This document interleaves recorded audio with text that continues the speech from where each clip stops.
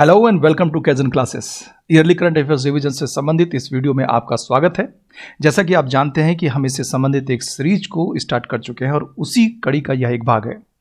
और इस वीडियो में हम 2025 में प्रवेश कर चुके हैं। मतलब इसमें जो भी आप एमसीक्यूज देखेंगे वो 2025 के जनवरी 1 से संबंधित है।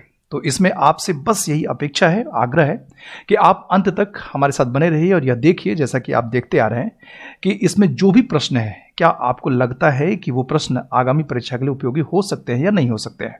तो आप हमें जरूर बताएंगे, लेकिन वीडियो को पूरा देखने के बाद। चलिए हम इसे स्टार्ट करते हैं। और ये रहा हमारा पहला प्रश्न देखिए कितना प्यारा प्रश्न है कि किस भाषा में भारतीय संविधान का अनावरण किया गया है। तो इसमें जो विकल्प देख रहे हैं, चूंकि ये लेटेस्ट है, ध्यान दे क्या दीजिए, यह है लेटेस्ट। तो इसमें अगर हम देखें तो इसका सही जवाब है ऑप्शन बी, संस्कृत और मैथिली। तो अब यहां पर यह है कि ऐसा क्यों किया गया, तो चलिए इसके हम देखते हैं। तो पहली बात यहां पर यह है कि 26 नवंबर 2024 मतलब 26 नवंबर को क्या मनाया जाता है, संविधान दिवस। तो इस संविधान दिवस के अवसर पर हमारी राष्ट्रपति द्रौपदी मुर्मू उन्होंने नई दिल्ली में संस्कृत और मैथिली भाषा में भारतीय संविधान के अनुवाद का अनावरण किया, इन दोनों भाषाओं में। और रही बात मैथिली की, तो मैथिली मुख्य रूप से कहां बोली जाती है, बिहार, झारखंड और नेपाल में। आगे बढ़ें, आगे यहां पर सवाल यह है कि घर चोला को जीआई टैग किस राज्य की सांस्कृतिक विरासत के रूप में मिला है, और राज्य कौन सा है, वह राज्य है बी। तो यहां पर हमारे लिए जानना काफी जरूरी हो जाता है कि घर चोला आखिर यह है क्या। देखिए, घर चोला का पहले मतलब क्या होता है, इसका मतलब होता है घर पर पहना जाने वाला कपड़ा, मतलब घर चोला। और इसके पहनने की अगर बात हो रही है तो इसमें यह है कि घर से तात्पर्य दुल्हन के नए घर से है, और चोला वो वस्त्र है जिसे पहनकर दुल्हन नए घर में प्रवेश करती है।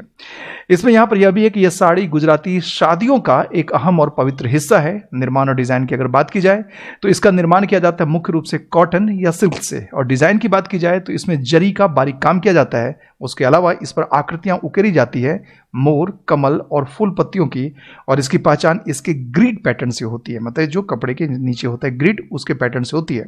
और उत्पत्ति की अगर हम बात करें तो घर चोला बनाने की शुरुआत वो कहां से की गई, गुजरात के खंभात जिले से। चल अगला सवाल यहां पर यह है, अपने जोश को ठंडा मत कीजिएगा, हमारे साथ बने रहिए। सवाल यहां पर है कि भारत में एफडीआई का सबसे बड़ा स्रोत कौन सा है। तो देखिए, एक तो अमेरिका, दूसरा जापान, तीसरा सिंगापुर, चौथा यूके। और कई बार यह सवाल पूछा जा चुका है और इस तरह के सवाल पूछे जा चुके हैं। इसका सही जवाब है ऑप्शन सी, सिंगापुर। अब इसकी व्याख्या हम देख लें एक बार। व्याख्या यहां पर यह है, अगर सिंगापुर की बात की जाए तो पिछले 7 वर्षों से, जी हां, पिछले 7 वर्षों से भारत के लिए एफडीआई स्रोत का यह सबसे बड़ा स्रोत है, जी हां, और शीर्ष स्थान पर यह बना हुआ है 7 वर्षों से। अब आंकड़े ये बता रहे हैं कि 2024-25 में भारत को कितना एफडीआई प्राप्त हुआ, तो 81.04 बिलियन डॉलर, और उसमें से लगभग 15 बिलियन डॉलर यह सिंगापुर से था। उसके साथ ही साथ 2025 में एफडीआई में 14% की वृद्धि देखी गई। यह भी इंपॉर्टेंट फैक्ट है। देखिए, हमेशा जो डिस्क्रिप्शन में चीजें होती है उससे भी क्वेश्चन आ सकते हैं, तो इसको आप दिमाग में रखिएगा।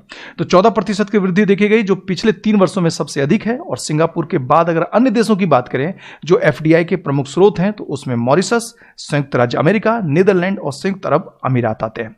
अगला सवाल यहां पर यह कहा जा रहा है कि यूनेस्को ने किस भारतीय राज्य को हेरिटेज पर्यटन के लिए टॉप डेस्टिनेशन घोषित किया है। जी हां, टॉप डेस्टिनेशन। और शायद इसका जवाब सुनकर आप चौंक जाएंगे, यह है विकल्प। और इस विकल्प में अगर हम देखें सही विकल्प तो वह है पश्चिम बंगाल। जी हां, पश्चिम बंगाल को टॉप डेस्टिनेशन के रूप में चुना गया है, इसे आप याद रखिएगा। चलिए अगला सवाल यहां पर यह है कि माधव राष्ट्रीय पार्क किस राज्य का 9वां, ध्यान दीजिए क्या है, 9वां टाइगर रिजर्व बना है। तो विकल्प आपको दिख रहे हैं यहां पर, और सही जवाब इसका मध्य प्रदेश। जी हां, क्या है, मध्य प्रदेश। अब इसकी व्याख्या के अंतर्गत हम यहां पर यह देख रहे हैं कि मध्य प्रदेश के चंबल क्षेत्र में स्थित है माधव राष्ट्रीय उद्यान, और इसे भारत के 98 मतलब 58 टाइगर रिजर्व के रूप में से घोषित किया गया है। और यह मध्य प्रदेश का 9वां टाइगर रिजर्व है। और इस रिजर्व में वर्तमान में कितने बाघ हैं, 5 बाघ हैं। चलिए अगला सवाल यहां पर यह है कि वर्ल्ड क्राफ्ट सिटी का टैग किसे मिला है। तो यहां पर जो विकल्प है उसके अनुसार यह जवाब है श्रीनगर।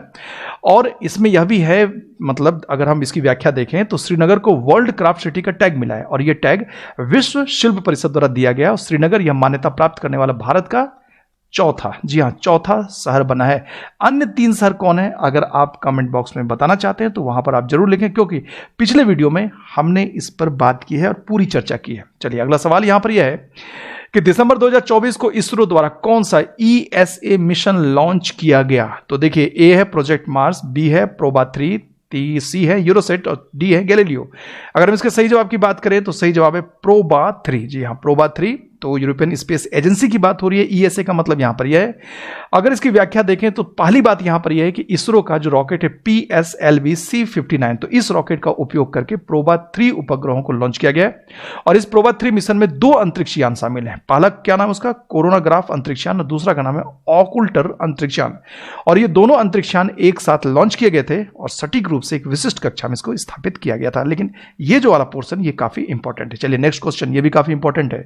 क्वेश्चन यहां पर है कि 3 क्रिमिनल कानूनों को पूरी तरह लागू करने वाला भारत का पहला प्रदेश कौन बना? जी हां, आपने क्वेश्चन देख लिया है। इसका सही जवाब है ऑप्शन बी, चंडीगढ़। ध्यान रखिएगा, ऑप्शन बी, चंडीगढ़। तो अब यहां पर जो महत्वपूर्ण जानकारी यहां पर यह है कि चलिए हम तो यह जान चुके हैं कि चंडीगढ़ ऐतिहासिक रूप से अगर हम देखें 3 आपराधिक कानूनों को पूरी तरह से लागू करने वाला देश का पहला राज्य बन गया है। चलिए, हिस्ट्री में नाम आ गया इस संदर्भ में चंडीगढ़ का। लेकिन दूसरी तरफ महत्वपूर्ण बात यह है कि जिस 3 कानून की हम बात करें यहां पे, भारतीय न्याय संहिता पहला, भारतीय नागरिक सुरक्षा संहिता दूसरा और भारतीय साक्ष्य अधिनियम ये तीसरा। तो इन तीनों को भी 3 साल के भीतर पूरे देश में पूरी तरह से लागू किया जाएगा, ऐसा कहना है भारत के गृह मंत्री अमित शाह का। चलिए अगला सवाल यहां पर यह पूछ रहा है कि भारत का पहला वर्टिकल लिफ्ट रेलवे ब्रिज कहां बना है? तो यह कहां बना है? यह बना है ऑप्शन बी, रामेश्वरम में। और एक नजर इसकी व्याख्या पर, व्याख्या काफी महत्वपूर्ण है। पहली बात यहां पर यह है कि तमिलनाडु के रामनाथपुरम जिले में स्थित क्या है? नया बना हुआ पंबन रेल पुल। क्या नाम है इसका? पंबन रेल पुल। अब रामेश्वरम या पंबन द्वीप और मुख्य भूमि पर मंडपम के बीच रेल संपर्क स्थापित करता है, इसको याद रखिएगा। और बात हुई यहां पर किसकी? वर्टिकल लिफ्ट ब्रिज की। यह क्या होता है? तो यह एक ऐसा ब्रिज होता है जिसके बीच वाले हिस्से को ऊपर उठाया जा सकता है। मान लीजिए कि यह एक पुल बना हुआ है अगर, तो बाद में ऐसा होगा कि चूंकि नीचे से यहां पर मान लीजिए कि नदी या समुद्र है, तो ये अगर यहां से जहाज अगर जा रहा हो तो ये क्या होगा? ये बीच से ये यहां ऐसे ऊपर ऐसे ये उठ जाएगा, ताकि यहां से नाव जहाज ये इसके नीचे से जा सके, गुजर सके। चलिए अगला सवाल यहां पर है कि भारत सरकार ने कब तक, ध्यान दीजिएगा, कब तक 10,000 GI टैग का लक्ष्य निर्धारित किया है? जी हां, और यह जो है इसका जवाब है ऑप्शन सी, 2030। जी हां, इसे याद रखिएगा। नेक्स्ट क्वेश्चन यहां पर, संयुक्त राष्ट्र ने किस दिन को विश्व ध्यान दिवस घोषित किया? विश्व ध्यान दिवस, तो इसका जवाब है 21 दिसंबर। अब इसकी व्याख्या में एक बात जो शायद आपको बात यह पता होगी वह यह है कि 21 दिसंबर को विश्व ध्यान दिवस घोषित करने की पहल संयुक्त राष्ट्र में किसके द्वारा? भारत द्वारा की गई थी। जी हां, और संयुक्त राष्ट्र महासभा ने क्या किया? इस प्रस्ताव को स्वीकार किया, और स्वीकार करते हुए संयुक्त राष्ट्र महासभा ने यह बात कही कि जो ध्यान है वो व्यक्ति के स्वास्थ्य और कल्याण में क्या निभाता है? सकारात्मक भूमिका निभाता है। चलिए, आप यहां तक हमारे साथ बने हुए हैं, काफी खुशी की बात है, आगे भी बने रहिए और इस क्वेश्चन को ध्यान से देखिए। क्वेश्चन यहां पर कि किस अमेरिकी राज्य ने 6 दिसंबर को महात्मा गांधी स्मृति दिवस घोषित किया है? वह राज्य कौन सा है? वह राज्य है नेब्रास्का। नेब्रास्का ने घोषित किया है 6 दिसंबर को महात्मा गांधी स्मृति दिवस। और क्यों घोषित किया है? तो घोषित किया है इस दिन को अहिंसा और न्याय के उनके सिद्धांतों का सम्मान करने के लिए। अगला क्वेश्चन देखें। क्वेश्चन यहां पर यह है कि बीमा सखी योजना कहां लॉन्च की गई? बीमा सखी योजना, तो इसे लॉन्च किया गया पानीपत में, लॉन्च किया भारत के प्रधानमंत्री ने। अब यहां पर यह है कि इसे लॉन्च क्यों किया गया? तो पहली बात यहां पर यह है कि इसको लॉन्च करने का उद्देश्य है महिलाओं को सशक्त बनाना, मजबूत बनाना और ग्रामीण क्षेत्रों में बीमा एजेंट के रूप में काम करने के नए अवसर प्रदान करना। जहां बीमा एजेंट की बात होती है तो बीमा कंपनी की बात होगी। इसका मतलब है बीमा सखी योजना किसके द्वारा शुरू की गई है? भारतीय जीवन बीमा निगम के द्वारा शुरू की गई है। और यह जो योजना है यह महिलाओं को बीमा के बारे में जागरूकता बढ़ाने और अपनी आजीविका कमाने में मदद करती है। और आजीविका कैसे कमाएंगे? तो बीमा एजेंट बनकर। नेक्स्ट सवाल यहां पर यह पूछा जा रहा है कि आरबीआई का नया गवर्नर किसे नियुक्त किया गया है? तो कौन है आरबीआई के नए गवर्नर? अब यहां पर जो विकल्प देख रहे हैं उस विकल्प का आंसर सही विकल्प कौन सा है? संजय मल्होत्रा। जी हां, अगला सवाल यहां पर यह है कि सबसे कम उम्र के वर्ल्ड चेस चैंपियन कौन बने हैं? कौन बने हैं? डी गुकेश। जी हां, और डी गुकेश जो चैंपियन बने हैं, जो 18 साल के हैं, उन्होंने चीनी ग्रैंड मास्टर डिंग लिरेन इनको हराकर यह खिताब जीता है। और एक महत्वपूर्ण जानकारी कि डी गुकेश विश्वनाथन आनंद के बाद यह खिताब जीतने वाले वो दूसरे भारतीय हैं। ठीक है, नेक्स्ट क्वेश्चन यहां पर है कि 2034 पुरुष फीफा विश्व कप की मेजबानी कौन करेगा, और करने वाला है कौन, वह है सऊदी अरब। इंपॉर्टेंट है यह, जी हां, सऊदी अरब करेगा। और देखिए यह तो काफी महत्वपूर्ण है, यहां पर यह है कि क्रांतिकारी क्वांटम चिप विलो, ध्यान दीजिएगा क्या है विलो क्या है, ये क्वांटम चिप है, किसने लॉन्च की है, तो लॉन्च करने वाली कंपनी कौन सी, वह है गूगल। और शायद इसकी व्याख्या आपको चौंका दे, वह इस तरीके से चौंका दे, कहा जाता है कि जो विलो है यह कुछ ही मिनटों में जटिल समस्याओं को हल कर सकता है। और ठीक इसके विपरीत अगर हम बात करें सबसे तेज कंप्यूटर की, तो विलो ने जिस जटिल समस्या को कुछ ही मिनटों में सॉल्व कर दिया, अगर वही तेज सुपर कंप्यूटर को दिया जा करने के लिए, तो कहा जाता है कि इस कार्य को वह 10 सेप्टिलियन वर्ष में करेगा। आपको 10 सेप्टिलियन वर्ष लग रहा होगा कितना बड़ा हो, तो बस आप इतना जान लीजिए जो हमारे ब्रह्मांड की आयु है उससे भी ज्यादा है 10 सेप्टिलियन वर्ष। तो सोचिए कितना महत्वपूर्ण है यह विलो। जी हां, अगला सवाल यहां पर यह कि किस देश ने भारत का मोस्ट फेवर्ड नेशन का दर्जा समाप्त कर दिया।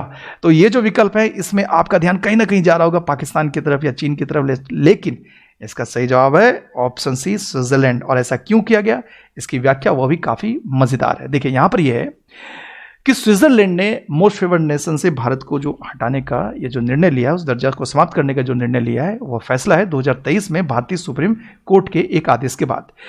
इसमें सुप्रीम कोर्ट ने यह बात कही थी कि डबल टैक्स अवॉइडेंस एग्रीमेंट को इनकम टैक्स एक्ट के तहत नोटिफाई किए बिना लागू नहीं किया जा सकता है, ऐसा सुप्रीम कोर्ट ने कहा। अब इस फैसले का क्या होगा, मतलब उसका क्या परिणाम है, वह देखिए। इससे यह होगा कि जो स्विट्जरलैंड की कंपनी जैसे नेस्ले जैसी कंपनी है, तो उन कंपनियों को पहले की तुलना में भारत में उनको अपने लाभ पर ज्यादा टैक्स देना पड़ेगा इंडिया में। तो अब इससे नेस्ले कंपनी पर असर पड़ेगा, और वो कंपनी कहां की है, स्विट्जरलैंड की कंपनी है। तो उसे देखते हुए स्विट्जरलैंड ने क्या किया कि DTAA के तहत भारत को मोस्ट फेवर्ड नेशन का जो दर्जा दिया था उसको उसने समाप्त कर दिया। अब अगर वो समाप्त हो जाता है तो फिर आगे क्या होगा, तो आगे यहां पर यह होगा कि अब स्विट्जरलैंड में काम करने वाले जो भारतीय कंपनियां हैं उन कंपनियों को 1 जनवरी 2025 से 10% अधिक टैक्स देना होगा। तो इसीलिए MFN जो खत्म किया गया उसका यह नतीजा निकलेगा। और क्यों खत्म किया गया ये ऑलरेडी हमने डिस्कस कर लिया है। देखिए सवाल यहां पर यह है कि जनवरी 2025 में देश का पहला coastal and water birds census कहां शुरू हुआ, और शुरू हुआ जामनगर में। इसको याद रखिएगा, coastal and water birds census. इसकी व्याख्या के अंतर्गत हम यहां पर यह देख रहे हैं कि देश की पहली तटीय और जल पक्षी, मतलब वाटर का क्या होता है, जल पक्षी जनगणना गुजरात के जामनगर में शुरू हुई। और उसके अलावा हम यहां पर देख रहे हैं कि जामनगर का समुद्री राष्ट्रीय उद्यान और समुद्री अभ्यारण्य अंतर्ज्वारीय क्षेत्र में स्थित है, जो प्रवाल भित्तियों से भी समृद्ध है। और वेडर पक्षी कौन होते हैं, ये वो पक्षी होते हैं जिनके लंबे पैर, लंबी गर्दन और लंबी चोंच होती है, जो उथले पानी में चलने के लिए अनुकूलित होते हैं। ठीक है, क्वेश्चन नेक्स्ट यहां पर है कि वन पारिस्थितिकी तंत्र को हरित GDP से जोड़ने वाला पहला राज्य कौन बना है। अब आप खुद बताइए, क्या यह क्वेश्चन पूछा जाने वाला नहीं है या पूछे जाने योग्य नहीं है एग्जाम में? बेशक है। इसका सही जवाब क्या है, ऑप्शन सी, छत्तीसगढ़। चलिए इसकी व्याख्या देखें। व्याख्या के अंतर्गत हम यहां पर यह देख रहे हैं कि बेशक छत्तीसगढ़ सरकार के द्वारा यह जो योजना बनाई जा रही है अपने आप में काफी इनोवेटिव है, काफी अभिनव योजना है, जिसमें यहां पर क्या है कि वनों की जो पारिस्थितिकी तंत्र है, तो जो उसकी सेवाएं हैं उसको राज्य की आर्थिक योजना में शामिल करती है। इसमें देखिए क्या क्या है, स्वच्छ वायु, जल संरक्षण और जैव विविधता जैसे कारकों का मूल्यांकन किया जाता है।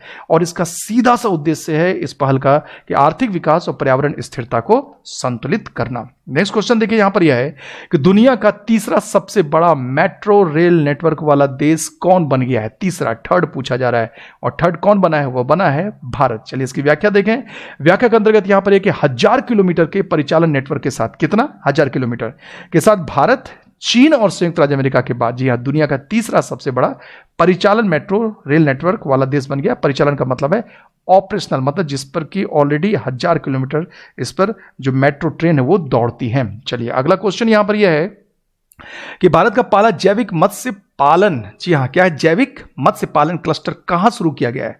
तो कहां शुरू किया गया है, या शुरू किया गया ऑप्शन सी, सिक्किम। सिक्किम के बारे में और भी महत्वपूर्ण बात यहां पर यह है कि सिक्किम भारत का पहला 100% जैविक राज्य है और यह जैविक मत्स्य पालन क्लस्टर स्थापित करने के लिए एक उपयुक्त स्थान है।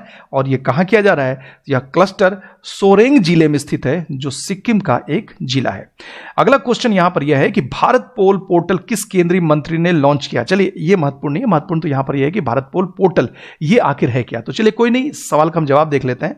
इस सवाल का जवाब यहां पर है ऑप्शन बी, अमित शाह। चलिए मेन है जो वो देखते हैं। हमने बात की भारत पोल की, तो इस पोर्टल की जो बात है उसमें यहां पर यह कि पहली बात कि इसे सीबीआई मतलब केंद्रीय अन्वेषण ब्यूरो इसके द्वारा विकसित किया गया है। और यह जो पोर्टल है, ध्यान दीजिए, जो पोर्टल है यह केंद्रीय और राज्य एजेंसियों को एकदम रियल टाइम पर मतलब एकदम वास्तविक समय पर जानकारी साझा करने के लिए इंटरपोल से जुड़ने की सुविधा प्रदान करता है। इंटरपोल क्या है? अंतर्राष्ट्रीय आपराधिक पुलिस संगठन।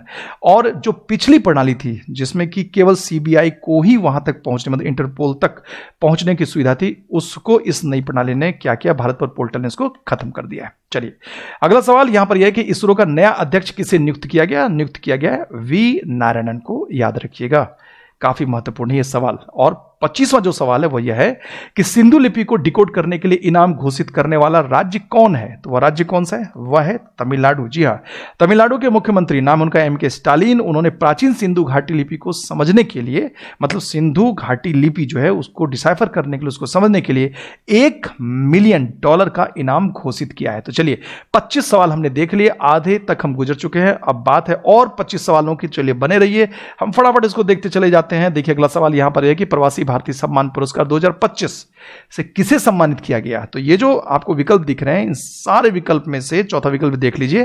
तो इसमें जो विकल्प है यार बी, डॉक्टर सैयद अनवर खुर्शीद, उनको दिया गया है। और एक नजर जरा इस व्यक्तित्व पर, तो यहां पर यह है कि ये प्रतिष्ठित चिकित्सक है। इन्होंने सार्वजनिक स्वास्थ्य सेवा में 45 वर्ष अपने दिए, मतलब 45 वर्षों का इनके पास अनुभव है। और वे सरकारी क्षेत्र में सबसे लंबे समय तक सेवा देने वाले चिकित्सकों में से एक है। गल्फ कंट्रीज में इन्होंने अपनी सेवा दी है। चलिए नेक्स्ट क्वेश्चन यहां पर है कि दक्षिण भारत की पहली, ध्यान दीजिएगा, पहली पूछ रहा है, पहली संक्रामक रोग अनुसंधान और निदान प्रयोगशाला कहां स्थापित होगी और वह जगह कौन सी? वह है बेंगलुरु। जी हां, वह बेंगलुरु है। नेक्स्ट क्वेश्चन यहां पर यह है कि किस भाषा को जनवरी 2025 में शास्त्रीय भाषा का दर्जा मिला है? तो वह कौन सा है? वह है मराठी। जी हां, वह मराठी है। और इससे पिछले वीडियो में भी हमने इससे संबंधित कुछ जानकारियां उसे प्राप्त की थी, लेकिन थोड़ा सा उसको हम विस्तार देंगे यहां पर। पहली बात तो यहां पर यह है कि मराठी, पाली, प्राकृत, असमी और बंगाली भाषाओं को शास्त्रीय भाषा का दर्जा दे दिया है, ठीक है। लेकिन यहां पर है कि किस भाषा को या किन भाषाओं को शास्त्रीय भाषा का दर्जा दिया जाता है, तो उसके मानदंड है। और मानदंड की अगर हम बात करें तो सबसे पहली बात यहां पर यह देखी जाती है कि वो भाषा कितनी पुरानी है। तो इसके अनुसार यहां पर यह कि भाषा के प्रारंभिक ग्रंथ या अभिलिखित जो इतिहास है वह 1500 से 2000 वर्ष पुराना होना चाहिए, एक पहली बात। दूसरी बात यहां पर यह है कि जिस भाषा को शास्त्रीय भाषा का दर्जा देना है तो उस भाषा में प्राचीन साहित्य ग्रंथ होंगे जिन्हें बोलने वालों की पीढ़ियों द्वारा मूल्यवान विरासत माना जाता हो। और नेक्स्ट की अगर हम बात करें तो उसमें यह है कि भाषा में साहित्यिक परंपरा मौलिक होनी चाहिए। ध्यान दें, क्या होनी चाहिए? मौलिक होनी चाहिए। और किसी अन्य भाषण समुदाय से उधार नहीं ली गई होनी चाहिए, मतलब ओरिजिनलिटी उसमें होनी चाहिए। चलिए नेक्स्ट क्वेश्चन यहां पर है कि पहला हिंदी प्रमाण पत्र पाठ्यक्रम किस देश में शुरू किया गया है? तो वह देश है ऑप्शन सी, श्रीलंका। और रही बात इसकी व्याख्या की, तो यह पाठ्यक्रम कब शुरू किया गया? विश्व हिंदी दिवस जो मनाया जाता है हर साल, कब? 10 जनवरी को। और इसका उद्देश्य क्या है? उद्देश्य देश में हिंदी शिक्षा को बढ़ावा देना। और यह पाठ्यक्रम विदेश मंत्रालय द्वारा दुनिया भर में हिंदी भाषा के प्रचार प्रसार के प्रयासों का हिस्सा था। चलिए नेक्स्ट यहां पर यह है कि पेंट माई सिटी अभियान भारतीय रेलवे ने कहां आयोजित किया? तो चलिए पेंट माई सिटी इसको कहां पर किया? इसको किया है प्रयागराज में। और कब किया है? तो चलिए यहां पर आपको जवाब मिल जाएगा। जवाब यहां पर यह है कि भारतीय रेलवे ने पेंट माई सिटी अभियान प्रयागराज में आयोजित किया था। और यह अभियान 2025 के महाकुंभ मेला के लिए प्रयागराज के रेलवे स्टेशनों को सजाने के लिए चलाया गया था। जी हां। नेक्स्ट क्वेश्चन यहां पर यह है कि सत्यजीत रे लाइफ टाइम अचीवमेंट अवार्ड 2025 किसे मिला? तो ये जो 4 विकल्प आपको दिख रहे हैं, इन 4 विकल्पों में से सही विकल्प है अपर्णा सेन को मिला था। फिल्म डायरेक्टर हैं और फिल्म से जुड़ी हुई हस्ती है। चलिए अगला सवाल यहां पर यह है कि नाग MK2 किस प्रकार की मिसाइल है? तो यह मिसाइल है एंटी टैंक मिसाइल, जिसका जनवरी महीने में सफलतापूर्वक परीक्षण किया गया। नेक्स्ट सवाल यहां पर यह है कि किस मसाले से संबंधित राष्ट्रीय बोर्ड जनवरी 2025 में शुरू किया गया? देखिए यूपीएससी के प्रीलिम्स में, मतलब इस बार के यूपीएससी के प्रीलिम्स में इससे संबंधित सवाल पूछा गया था, तो संभावना है कि सवाल पूछा जाए। किस मसाले से संबंधित राष्ट्रीय बोर्ड जनवरी 2025 में शुरू किया गया था? तो काली मिर्च, इलायची, जीरा और हल्दी। तो इसका सही जवाब है हल्दी। रही बात इसकी व्याख्या की, तो व्याख्या के अंतर्गत आप यहां पर यह देखिए कि व्याख्या में बात कही जा रही है कि भारत में हल्दी और हल्दी उत्पादों के विकास और उत्पादन को बढ़ावा देने के प्रयास में भारत सरकार ने राष्ट्रीय हल्दी बोर्ड की स्थापना की। और एक महत्वपूर्ण बात वह यह है कि भारत दुनिया में हल्दी का सबसे बड़ा उत्पादक और निर्यातक देश है। तीसरी महत्वपूर्ण बात कि इसे भारतीय केसर या स्वर्ण मसाले, मतलब गोल्डन स्पाइस के नाम से भी जाना जाता है। और चौथी महत्वपूर्ण बात यहां पर यह है कि राष्ट्रीय हल्दी बोर्ड का मुख्यालय कहां पर है? निजामाबाद। और यह कहां पर है? तेलंगाना। तो इन चारों पॉइंट्स को याद रखिएगा। अगला सवाल यहां पर है कि पूर्वी भारत की पहली खगोलीय वेधशाला का उद्घाटन कहां हुआ? ध्यान दीजिएगा, किसकी बात हो रही है? पूर्वी भारत की हो रही है। तो पहली खगोलीय वेधशाला का उद्घाटन कहां हुआ? तो बिहार, असम, पश्चिम बंगाल, झारखंड। तो इसका सही जवाब है पश्चिम बंगाल। आइए देखते हैं इसकी व्याख्या। व्याख्या के अंतर्गत यहां पर यह है कि सत्येंद्र नाथ बोस राष्ट्रीय आधारभूत विज्ञान केंद्र द्वारा पश्चिम बंगाल के पुरुलिया जिले के गर पंचकोट पहाड़ियों में पूर्वी भारत की पहली खगोलीय वेधशाला का उद्घाटन किया गया। और एक बात है कि यह देश का छठा खगोलीय वेधशाला केंद्र है और इसका नाम सत्येंद्र नाथ बोस के नाम पर रखा गया है। तो यह छठा है, तो अन्य 5 और भी है। तो अगर संभव हो तो आप कमेंट में जरूर बताइए कि वो अन्य 5 कौन कौन से वेधशाला है भारत में। नेक्स्ट सवाल यहां पर यह है कि उल्लास साक्षरता कार्यक्रम के अंतर्गत पहली पूर्ण साक्षर इकाई कौन बनी है? तो वह कौन बनी है? वह बनी है लद्दाख। जी हां। और उसके अलावा अगर हम देखें तो हमें पता है कि राज्यों में कौन है 100% साक्षर की बात? मिजोरम। मिजोरम के बाद कौन है? गोवा। और रिसेंट हम किसको देख रहे हैं? वह देख रहे हैं त्रिपुरा। तो यहां हम देख रहे हैं 100% क्या हो गया? उल्लास साक्षरता कार्यक्रम के अंतर्गत ये पूर्ण साक्षर है और ये पूर्ण साक्षर राज्य है। चलिए अगला सवाल यहां पर है कि मानव रहित डॉकिंग तकनीक अंतरिक्ष में प्राप्त करने वाला चौथा देश कौन बना है? तो इसमें महत्वपूर्ण है मानव रहित डॉकिंग तकनीक। ठीक है, तो इसको अंतरिक्ष में प्राप्त करने वाला चौथा देश कौन सा बना है? चौथा देश है वह कौन? भारत। जी हां, भारत बना है। और इसकी व्याख्या के अंतर्गत यहां पर हम ये देख रहे हैं कि रूस, अमेरिका और चीन के बाद भारत बना है जिसने अंतरिक्ष में 2 स्पेसक्राफ्ट को सक्सेसफुली डॉक करने किया है और ऐसा करने वाला चौथा देश बना है। और देखिए, डॉक करने का मतलब है कि 2 अगर सैटेलाइट हैं तो इन दोनों सैटेलाइट को एक दूसरे से यहां पर क्या करना? उसको जोड़ना। तो ये डॉक करने वाला भारत चौथा देश बना है। चलिए नेक्स्ट क्वेश्चन यहां पर यह कह रहा है कि सबसे अधिक ग्रैंड स्लैम मैच खेलने का रिकॉर्ड किसने बनाया है? तो किसने बनाया है? तो बनाया है नोवाक जोकोविच ने। चलिए अगला सवाल यहां पर यह है कि 100+ यूनिकॉर्न के साथ तीसरा सबसे बड़ा स्टार्टअप इकोसिस्टम कौन बना? इसका जवाब एक ही है और वह है भारत। इसकी व्याख्या हम देखें तो पहली बात यहां पर यह है कि यूनिकॉर्न कौन होता है? तो एक निजी स्वामित्व वाली यह स्टार्टअप कंपनी होती है जिसकी वैल्यूएशन की बात करें, मूल्यांकन की बात करें तो वह होता है $1 बिलियन या उससे अधिक। और यह जो यूनिकॉर्न है, इस यूनिकॉर्न को सबसे पहले अगर किसी ने कॉइन किया था, गढ़ा था, उसका नाम था कॉयबॉय वेंचर्स, एक कंपनी है के संस्थापक एलिन ली ने।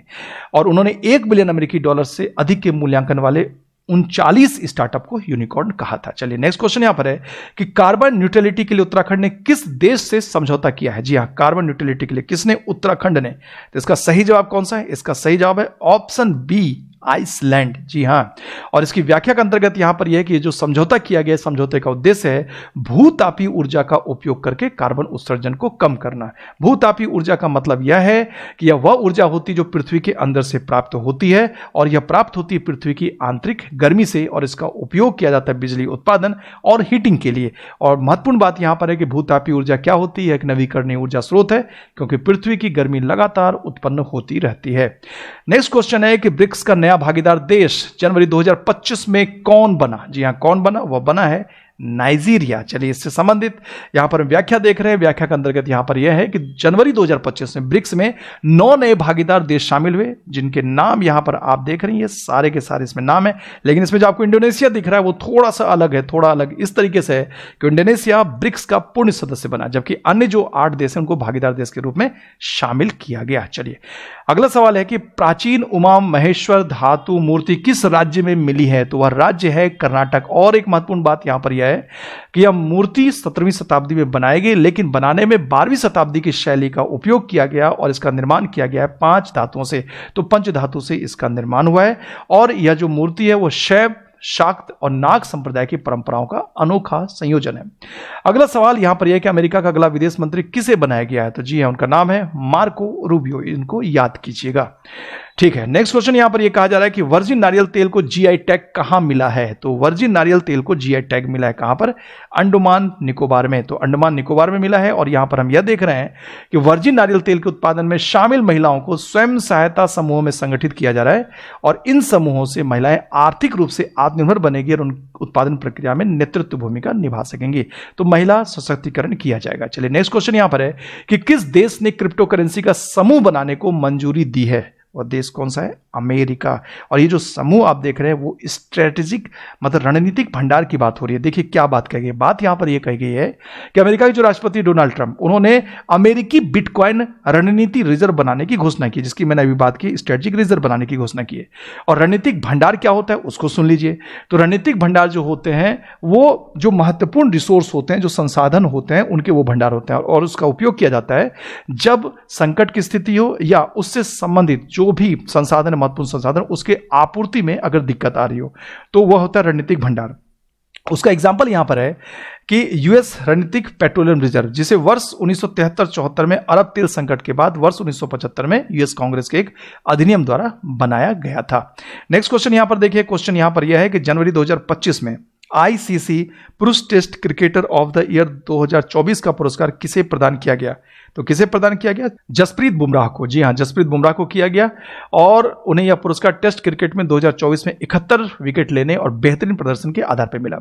अगला सवाल यहां पर है कि ऑपरेशन सरधवा कहां शुरू किया गया था? तो यह शुरू किया गया था जम्मू, लद्दाख, राजस्थान और पंजाब में से राजस्थान में। और महत्वपूर्ण बात यहां पर यह है कि इसे शुरू किया बीएसएफ ने और यह हर साल जनवरी के महीने में और खासकर जो गणतंत्र दिवस होता है उसके आसपास इस अभियान को चलाया जाता है। और इसको चलाने का उद्देश्य होता है कि घने कोहरे और कम दृश्यता की उस स्थिति में घुसपैठ और तस्करी को रोकना, मतलब पाकिस्तान की तरफ से घुसपैठ और तस्करी ना हो। और इस दौरान बीएसएफ क्या करती है? सीमा पर अपनी चौकसी बढ़ा देती है, गश्त और निगरानी बढ़ाती है और विशेष चौकियां स्थापित करती है। नेक्स्ट यहां पर है कि कौन सा देश पेरिस जलवायु समझौते से बाहर हो गया है? तो वह देश है कौन? अमेरिका, जिसने चीन पर आरोप लगाया कि चीन वायु प्रदूषण करता है, प्रदूषण को बढ़ाता है, ग्लोबल वार्मिंग के लिए जिम्मेदार है, इसलिए उसकी रिस्पॉन्सिबिलिटी को तय की जाए। अगर उसकी रिस्पॉन्सिबिलिटी को तय नहीं की जाती तो अमेरिका नहीं रहेगा पेरिस जलवायु समझौते में, तो वह उससे बाहर हो गया है। अगला सवाल यहां पर यह कह रहा है कि नीति आयोग के प्रथम, ध्यान दीजिएगा काफी इंपॉर्टेंट, नीति आयोग के प्रथम वित्तीय स्वास्थ्य सूचकांक 2025 में कौन शीर्ष पर रहा? तो कौन है वह है ओडिशा। और थोड़ी इसकी व्याख्या लंबी होगी, थोड़ा इसको ध्यान से सुनिएगा। पहली बात, यह जो सूचकांक बनाया गया है, जो सूचकांक अभी हमने देखा, फिर से मैं दोहरा देता हूं, प्रथम वित्तीय स्वास्थ्य सूचकांक। तो इस सूचकांक के साथ महत्वपूर्ण बात यह है कि वित्तीय वर्ष 2022-23 के आधार पर राज्य के प्रदर्शन को ध्यान में रखता है। तो कौन सा वित्तीय वर्ष है? 22-23। और इसमें 5 प्रमुख उप सूचकांकों को शामिल किया गया जिसके आधार पर रैंकिंग दी जा रही है या जिसके आधार पर कैटेगरी में राज्यों को रखा गया है। और उसमें देखिए क्या क्या है। पहली बात, हर एक राज्य के द्वारा जो एक्सपेंडिचर किए जा रहे हैं वो कितनी क्वालिटेटिव है, कहां किया गया वो देखना। फिर राजस्व को कैसे जुटाया गया, उसके अलावा राजकोषीय विवेक कैसा है, मतलब सरकार के घाटे की क्या स्थिति है, उसके अलावा ऋण सूचकांक की क्या स्थिति है। फिर अगर हम देखें नेक्स्ट, ऋण स्थिरता, मतलब कि जो ऋण है उसमें ज्यादा उतार चढ़ाव नहीं हो रहा है। ठीक है, अब राज्य को उनके प्रदर्शन के आधार पर 4 समूहों में विभाजित किया गया है। और 4 समूह अगर हम देखें तो यहां पर हम क्या देख रहे हैं कि 18 राज्य, कितने? 18 राज्यों को 4 समूहों में विभाजित किया गया। ये 4 समूह देख लीजिए आप कौन कौन से हैं। तो सफल राज्य, सबसे आगे मतलब फ्रंट, परफॉर्मर और आकांक्षी एस्पिरेशनल। तो इसमें टोटल 18 जो राज्य हैं उसको शामिल किया गया, जिसमें हम देख रहे हैं ओडिशा 1 नंबर पर है। हाँ, उसके बाद उड़ीसा के बाद छत्तीसगढ़ है, गोवा है, झारखंड, गुजरात है, लेकिन ये सब के सब सफल राज्य में आते हैं। तो एक नजर आप इन राज्यों पर डाल लें। तो ये इनकी स्थिति है। चलिए नेक्स्ट यहां पर हम देख रहे हैं क्या है कि 76वें गणतंत्र दिवस में किस राज्य की झांकी को सर्वश्रेष्ठ घोषित किया गया? तो वह राज्य कौन सा है? वह है उत्तर प्रदेश। और फिर हम देख रहे हैं नेक्स्ट और लास्ट सवाल, वह यह है कि आईसीसी महिला one day cricketer of the year 2024 का खिताब किसे मिला? तो मिला स्मृति मंधाना को। जी हां, स्मृति मंधाना को मिला। तो इस तरीके से आज के वीडियो में हमने पहले की तरह ही कुल 50 प्रश्नों को देखा। आपको ये 50 प्रश्न कितने उपयोगी लग रहे हैं कमेंट सेक्शन में आप हमें जरूर बताएं। यहां तक आप हमारे साथ बने रहे, इसके लिए आपको बहुत बहुत धन्यवाद। इसके साथ इस वीडियो को हम यहीं समाप्त कर रहे हैं। फिर मिलेंगे नए प्रश्नों के साथ, नए वीडियो के साथ, नई जानकारियों के साथ। नमस्कार।